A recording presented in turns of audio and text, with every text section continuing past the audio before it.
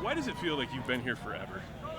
I feel like I have been here forever. Holy cow, man! Going into my 4th season, like it feels like forever, but it's been the best 4 years. So we're just trying to make the best of this last one. You've done so many openers. Some are hyped higher than others, but you cannot put a price on notching a mark in that W column. How good does this team feel having one win down? Absolutely. I mean, you go into every game wanting to go 1-0 for that week, and so we were able to accomplish that last week, and then we just move forward with that same mentality. The offense kind of struggled to get a few things going, but boy, that defense looks sharp out there. I mean, you've got a front row spot to watch those guys go. Oh yeah. What were some of the things they were doing well? I think we've seen it all throughout fall camp, and especially even spring ball, going back to then too. Just the energy that the new coaching staff has brought, the way that the players have bought in, like they're working their tails off. They're in the film room, they're studying, they're comfortable with the scheme now, and I think everybody's just kind of able to see it like, wow, we have some guys that are able to do some really special things. Is there a way to put into words what a luxury it is to have a veteran coaching staff? And what I mean by that is guys who have been together for a long time. Yeah, you can just kind of feel it. Like, as soon as they came in, to be able to see the way that just kind of the energy was in the room when you have Kalani and Jay Hill and A-Rod, like all of those guys, you can tell that the trust that they have it's unbreakable, it's unwavering. So that just puts all the trust in the world in us too. I know that you're on special teams, but one thing about BYU is all the coaches cross over and venture into other guys' departments. Absolutely. So with that respect, everybody's gotten to know Coach Hill. What's his magic? Yeah, he's helped me a ton with special teams too. I mean, he's been around the block with specialists. He's seen as good of guys as there is. And so as far as special teams go with him, I mean, he cares. I feel like that's the magic you're talking about. Like, you just feel that he cares, whatever it is. He is trying to understand. He's trying to help you understand better. And I think it instills a lot of faith in other people, and like you can't help but love that. Absolutely. And he was a special teams coordinator in some of his time at Utah. I want to ask every kid this. What is wrong with a college football coach being a good friend with their players?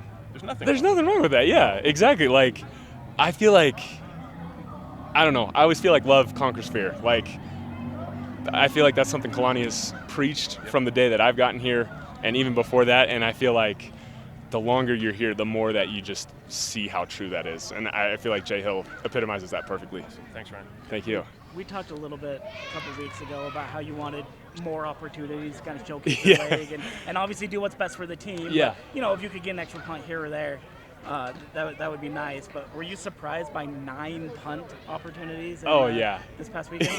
Yeah, if you would have told me Sam Houston would have been a 9-punt game, I'd be like, I was hoping for like 2 maybe. So selfishly, punting a lot, yeah, that was great. Obviously, I'm just grateful that we got the win, and I know that that's not going to be a common thing, especially with the offense that we have. I think that's kind of a one-off, and sure, I'm grateful to get opportunities, but it's definitely not expected to be that way every week. Coach Hill was talking about this a little bit yesterday on his radio show, his TV show, about the punter kind of being the first line of defense, like the first defender in a lot of ways, the way you can flip the field. Mm-hmm. Do you kind of buy into that mentality of I'm a defensive player as much as I am a quote-unquote specialist?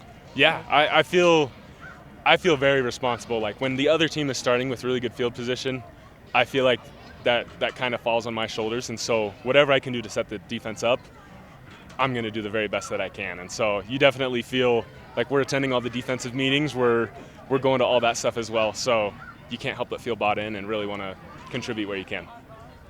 You guys unearthed a pretty nice little gunner in Marcus. Oh, yeah. Out there. Yeah. What was your view of his play on Saturday, and what's it mean having a guy like that who can just zoom down the field? Yeah, it's been kind of crazy because he wasn't, all through fall camp, he wasn't taking the reps. It was kind of, he started working his way in there towards the last couple of weeks, and then to see him ball out the way that he did in the game, the speed that he has, the energy, and just the willingness to learn from Marcus is something that's, you can't help but smile about it. I was freaking out on that hit that he had on one of those first couple punts.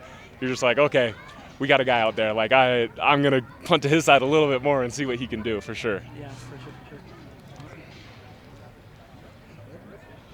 Sorry I got in late, but what was your phone like after all those booming punts? Did it blow up when you...